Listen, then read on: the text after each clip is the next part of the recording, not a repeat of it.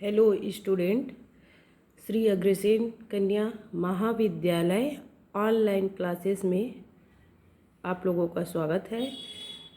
मैं बिंदुलता यादव, श्री अग्रसेन कन्या महाविद्यालय कोरबा सहायक प्राध्यापक,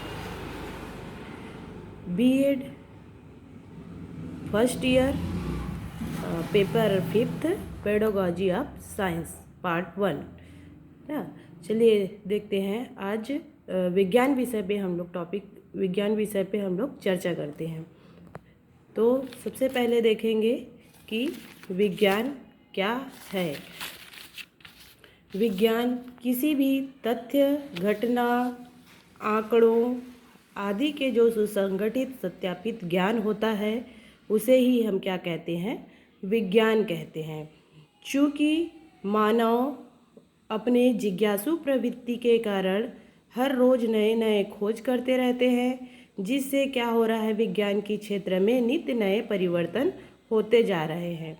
मनुष्य अपनी जिज्ञासा को शांत करने के लिए प्रकृति में होने वाली घटनाओं के पीछे का कारण जानना चाहता है, जिससे हम रोज़ नए नए खोज करते चले जा रहे हैं।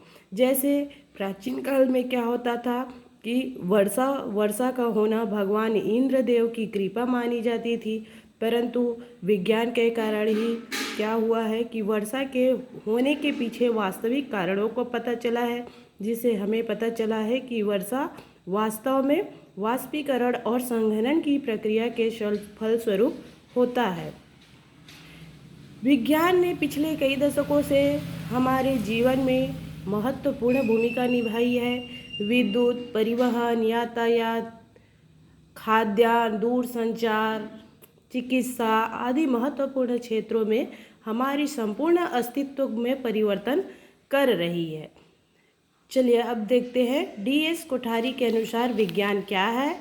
तो विज्ञान जो है मनुष्य का मात्र सामूहिक कार्य कुशलता है और इसी के फलस्वरूप मानव का उन्नति अति तीव्र असाधारण रूप से हुई है।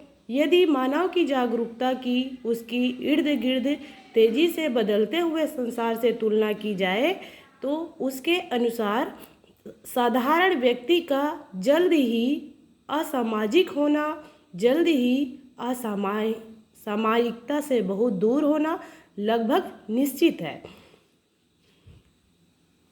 चलिए अब विज्ञान का अर्थ देखते हैं। विज्ञान शब्द दो शब्दों से मिलकर बना हुआ है, वि प्लस ज्ञान।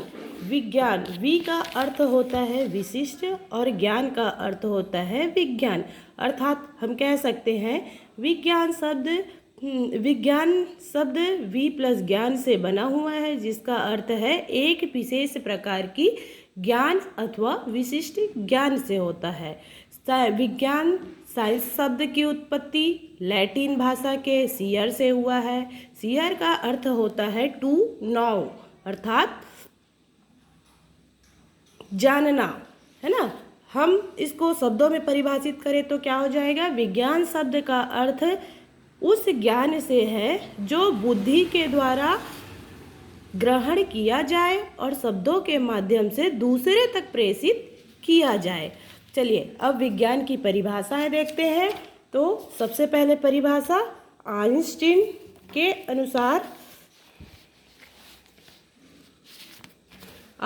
के अनुसार हमारे ज्ञान अनुभूतियों की जो अस्त व्यस्त विभिन्नता की तर्कपूर्ण एक रूप विचार प्रणाली बनाने के प्रयास को ही क्या कहते हैं, विज्ञान कहते हैं। कोनाल्ट के अनुसार देखते हैं तो कोनाल्ट के अनुसार क्या होगा, विज्ञान सामान्य विचारों का अंतर संबंधित क्रम है और भावनाओं संबंधित रूपरेखा है जो अनुसंधान और निरीक्षण के परिणाम स्वरूप विकसित होती है। नेक्स्ट देखते हैं अपन वुडवर्न और ओबोर्न के अनुसार। वुडवर्न और ओबोर्न के अनुसार विज्ञान की परिभाषा क्या होगी, विज्ञान वह मानवीय व्यवहार है जो हमारे प्राकृतिक वातावरण में स्थित परिस्थिति या आधारित घटनाओं की अधिकतम शुद्धता से व्याख्या करने का प्रयास करता है। नेक्स्ट परिभाषा देखते हैं अपन कार्ल पॉपर के अनुसार। कार्ल पॉपर के अनुसार होगा विज्ञान निरंतर क्रांतिकारी परिवर्तन की स्थिति है और वैज्ञानिक सिद्धांत तब तक वैज्ञानिक नहीं होते जब तक कि उन्हें आगामी अनुभव तथा प्रमाण पर परिवर्तित न किया जाना निहित नहीं है। ठीक है, ये हो गया विज्ञान की परिभाषाएं। चलिए विज्ञान की प्रकृति देखते हैं क्या क्या है। विज्ञान की प्रकृति सबसे पहले सत्यापनशीलता या सत्यापनीय। वैज्ञानिक ज्ञान क्या होता है? संपूर्ण मानव संसार में एक समान होता है। अतः हम अपने वैज्ञानिक परिणामों का सत्यापन कहीं भी और कभी भी कर सकते हैं। ठीक है, नेक्स्ट क्या हो जाएगा? वस्तुनिष्ठता। वस्तुनिष्ठता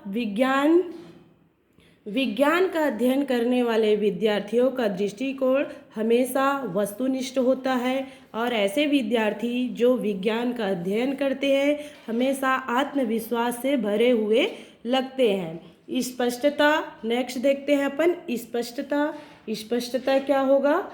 तो विज्ञान हमारे समस्याओं का स्पष्ट और सटीक हल निकालता है। अर्थात कहने का तात्पर्य है कि विज्ञान में स्पष्टता की प्रकृति होती है। विज्ञान क्या करता है? किसी भी तथ्यों का या किसी भी समस्याओं का एक स्पष्ट परिणाम निकालता है, उसमें किसी भी प्रकार की जटिलता का संभावना नहीं होती है। नेक्स्ट देखते हैं वैज्ञानिकता, है ना। विज्ञान में वैज्ञानिकता की प्रकृति होती है, अर्थात कहने से तात्पर्य है कि जब कोई छात्र या कोई स्टूडेंट्स विज्ञान की अध्ययन करते हैं तो उनमें सहज ही वैज्ञानिकता के गुणों का विकास होने लगता है। इसके अतिरिक्त हम विज्ञान की कुछ और प्रकृति देख सकते हैं, जैसे इसमें है विज्ञान में संख्याओं का स्थान, मापन आदि का अध्ययन किया जाता है। इसके अलावा और भी क्या हो सकता है? वैज्ञानिक ज्ञान का प्रयोग हम गणित तथा अन्य विषयों से भी कर सकते हैं। और नेक्स्ट क्या हो सकता है? तो नेक्स्ट हो सकता है कि विज्ञान की भाषा में उत्कृष्ट एवं स्पष्टता होती है। फिर हम देखें नेक्स्ट प्रकृति देख सकते हैं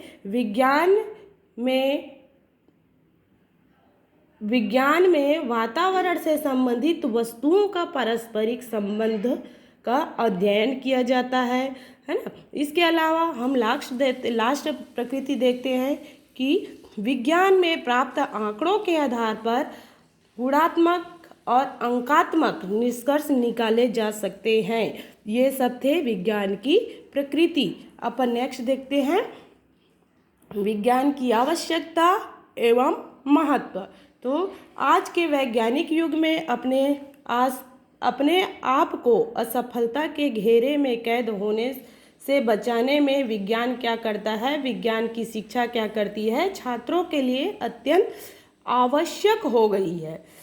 पहले क्या था? पहले विज्ञान नहीं था, विज्ञान के कारण छात्रों को काफ़ी कठिनाई होती थी, या यूँ कहें कि विज्ञान के ज्ञान के कारण विज्ञान के अज्ञानता के कारण हम वास्तविकता तक पहुंच नहीं पाते थे।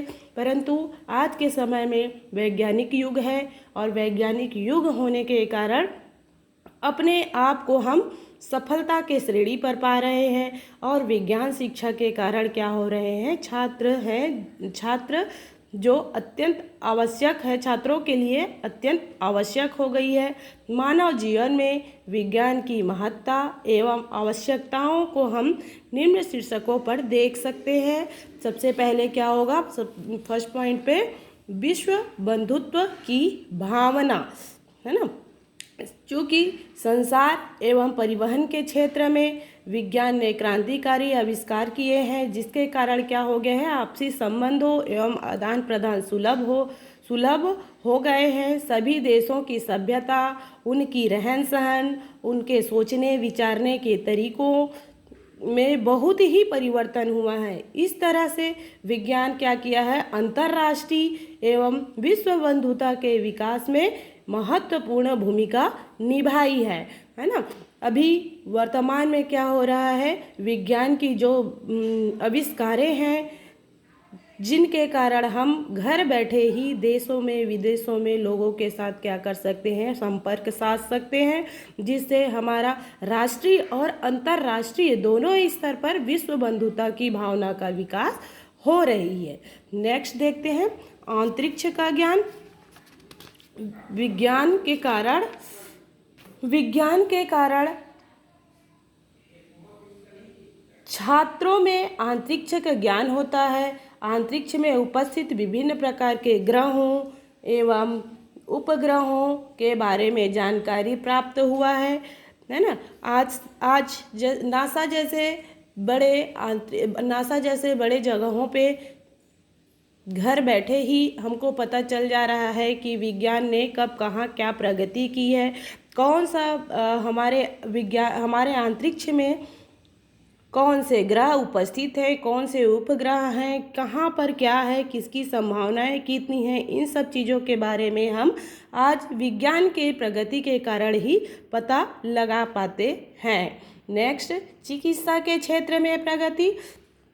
विज्ञान के द्वारा चिकित्सा के क्षेत्र में भी भारी प्रगति आई है। इसके द्वारा ही विभिन्न प्रकार के बीमारियों को दूर भगाने के लिए कई प्रकार के औषधियों की खोज किया गया है।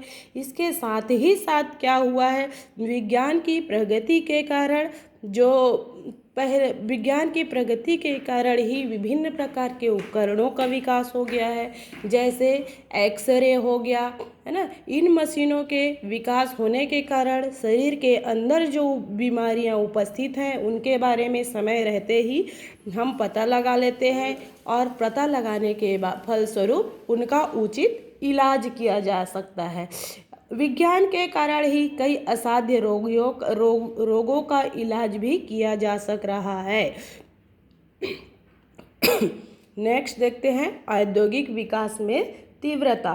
विज्ञान के द्वारा आज नई नई मशीनों की खोज हो गई है, जिससे औद्योगिकीकरण के क्षेत्र में, औद्योगिक विकास के क्षेत्र में भारी तीव्रता आया है।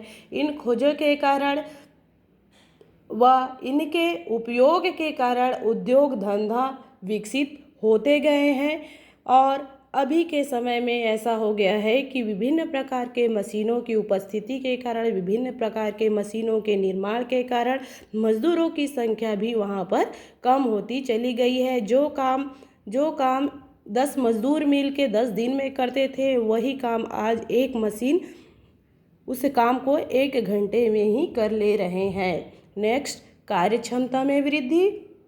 विज्ञान के प्रगति के कारण, विज्ञान के विकास के कारण, विज्ञान के आ जाने के कारण आज हमारे कार्य क्षमता में भी वृद्धि हुई है। जैसे हम उदाहरण के स्वरूप देख सकते हैं कंप्यूटर, है ना।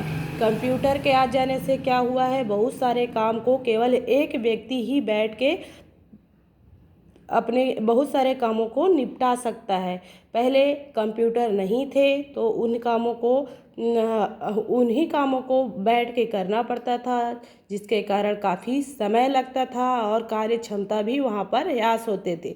परंतु जैसे जैसे कंप्यूटर का विकास हुआ, विभिन्न प्रकार के इलेक्ट्रॉनिक सामानों का विकास हुआ, साइंस का विकास हुआ, तो वहाँ पर कार्य क्षमता में भी वृद्धि होते चली गई है। नेक्स्ट अपन देखते हैं उत्पादन में वृद्धि। चूँकि उत्पादन में वृद्धि होना सामान्य सी बात है, क्योंकि विज्ञान के द्वारा जो विभिन्न प्रकार के उपकरणों का विकास हुआ है, विभिन्न प्रकार के संसाधनों का विकास हुआ है, जो क्या करते हैं, हमारे उत्पादन क्षमता में वृद्धि करते हैं, जिसके फलस्वरूप क्या हो रहा है, विभिन्न प्रकार की जो औद्योगिक क्षेत्र है, हमारे कृषि क्षेत्र है, कृषि के क्षेत्र में भी बहुत सारी वृद्धियां हुई हैं। विभिन्न प्रकार के रासायनिक खादों का विकास हुआ है, विभिन्न प्रकार के उपकरणों का विकास हुआ है, जिसके कारण क्या हो रहा है कि कृषि के क्षेत्र में भी अत्यधिक वृद्धि होते चली गई है। नेक्स्ट देखते हैं अपन भौतिक सुख सुविधाओं में वृद्धि। क्योंकि ये भौतिक सुख सुविधाओं में वृद्धि होना भी सहज सी बात है। आज हम देख रहे हैं कि हमारे जीवन का हर क्षण हर पल प्रत्येक क्षण विज्ञान पर आधारित है ना। आज के समय में हम 1 मिनट भी बिना बिजली के, बिना विद्युत व्यवस्था के नहीं रह सकते। मान लीजिए कभी 1 सेकंड के लिए भी बिजली बंद हो जाती है तो हम वहाँ पर व्याकुल हो उठते हैं। अर्थात कहने का तात्पर्य है कि हमारा जीवन पूर्ण रूप से विज्ञान पर ही आधारित है। विज्ञान द्वारा जो प्रदत्त भौतिक सुख सुविधाओं की चीज़ें हैं, जैसे आपका विद्युत व्यवस्था हो गया, फ्रिज, कूलर, एसी, ये सारी जो भौतिक सुख सुविधा प्रदान करने वाले उपकरण हैं, ये सारे भी क्या है, विज्ञान के ही देन है। ठीक है, अपन देखते हैं नेक्स्ट, छात्रों के लिए विज्ञान की आवश्यकता। छात्रों के लिए विज्ञान की आवश्यकता एवं महत्व, है ना। तो छात्रों के लिए विज्ञान की आवश्यकता एवं महत्व कैसे होता है, सबसे पहले पॉइंट पे अपन देखते हैं। यहाँ पर देखिए माइंड मैप बनाया गया है इसके लिए, जिसमें सबसे पहला पॉइंट देख सकते हैं हम, अंधविश्वासों से मुक्ति दिलाना, है ना। अंधविश्वासों से मुक्ति दिलाना, तो जब तक हमको विज्ञान का ज्ञान नहीं था, साइंस के बारे में हमको जानकारी नहीं थी, तब हम क्या करते थे, हमारे बड़े बुजुर्ग, हमारे पूर्वज हमको जो जैसा सिखा देते थे, जैसा बता देते थे, बस हम उसी मार्ग पे चलते थे बिना उसका विश्लेषण किए, है ना। परंतु अभी के समय में विज्ञान की प्रगति के कारण, विज्ञान के जानकारी होने के कारण हम क्या कर रहे हैं, किसी भी तथ्यों को, किसी भी चीज़ों को एक्सेप्ट करने से पहले हम उनके प्रमाणों को देख रहे हैं, उनका विश्लेषण कर रहे हैं कि ये कैसे हो रहा है ना। तो इससे हम कह सकते हैं कि अंधविश्वास, विज्ञान जो है वह क्या कर रहा है, छात्रों के मन मस्तिष्क को विभिन्न प्रकार के अंधविश्वासों से मुक्ति दिलाने में हमारी मदद करती है।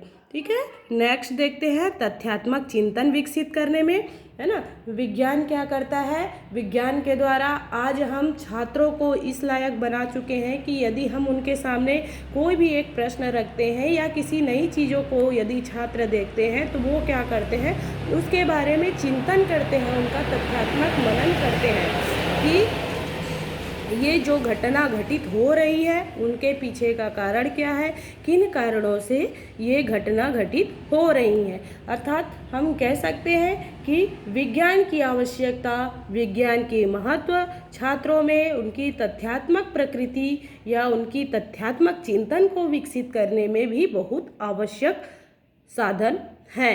नेक्स्ट अपन देखते हैं, सामाजिक प्रगति के लिए, है ना। विज्ञान क्या करता है, विज्ञान के द्वारा ही हम स्वयं के मतलब व्यक्तिगत और समाज दोनों की प्रगति कर सकते हैं।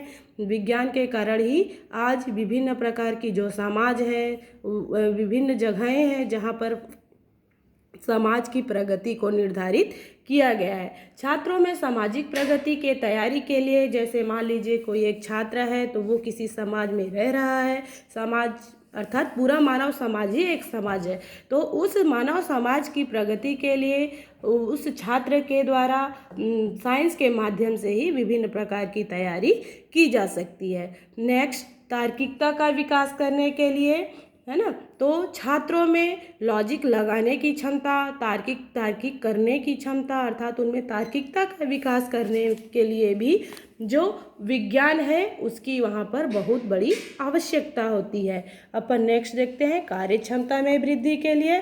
तो कार्य क्षमता में वृद्धि के लिए, चूँकि हम इसके पहले भी उसको देख चुके हैं कि विज्ञान की आवश्यकता और महत्व कार्य क्षमता में विकास के लिए बहुत ही जरूरी होता है। इसके साथ ही साथ यदि हम छात्रों की कार्य क्षमता में देखें तो छात्रों के कार्य क्षमता, छात्रों की पढ़ने की क्षमता, लिखने की क्षमता, है ना, उनमें भी विज्ञान के द्वारा काफ़ी प्रगति या काफ़ी वृद्धि हुई है।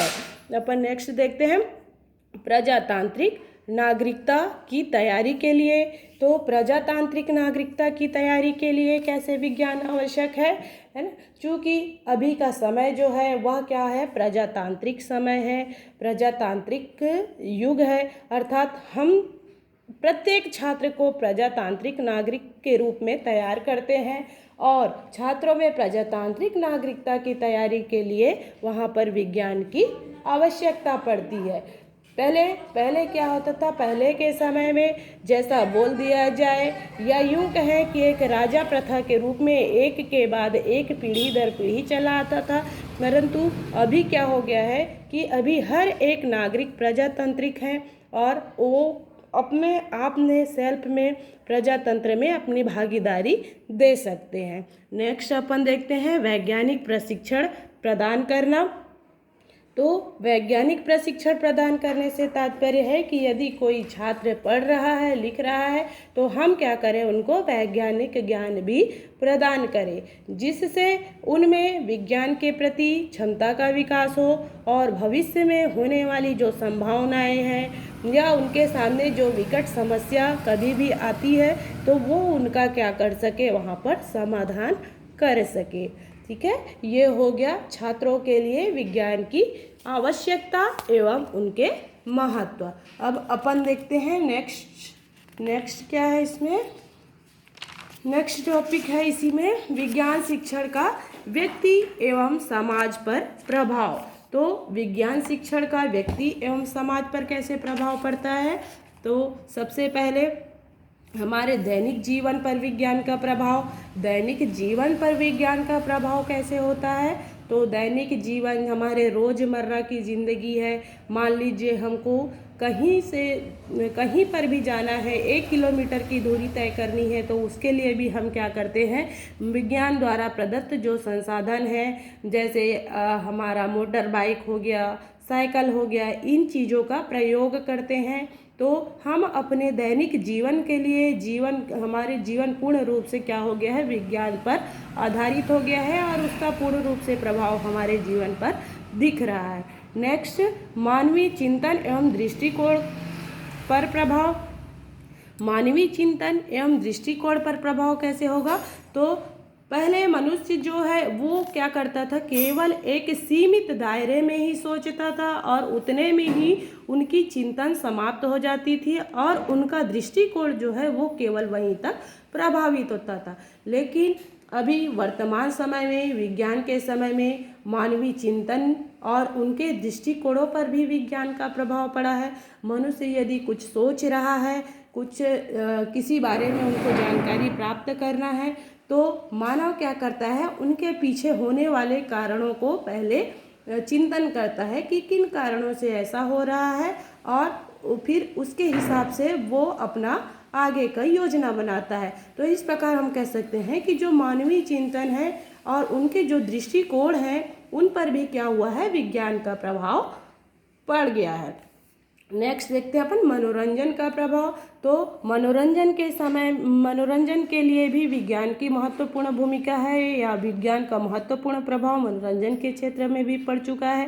पहले क्या होता था, पहले जब टीवी, मोबाइल, वीडियो गेम्स आदि जो मनोरंजन के साधन हैं वो उपलब्ध नहीं था, तो उस स्थिति में बच्चे जो हैं वो क्या करते थे, आपस में ही खेल के समय व्यतीत करते थे। परंतु आज के समय में मनोरंजन के जो साधन हैं उन पर साइंस का प्रभाव पड़ा हुआ है, विज्ञान का प्रभाव पड़ा हुआ है, जिसके कारण अभी के जो छोटे छोटे बच्चे हैं वो पूरा टाइम टीवी पे, मोबाइल पे, वीडियो गेम पे अपना समय व्यतीत कर रहे हैं, जिसके कारण उनमें आपस में सोशल डिस्टेंसिंग हो गया है ना।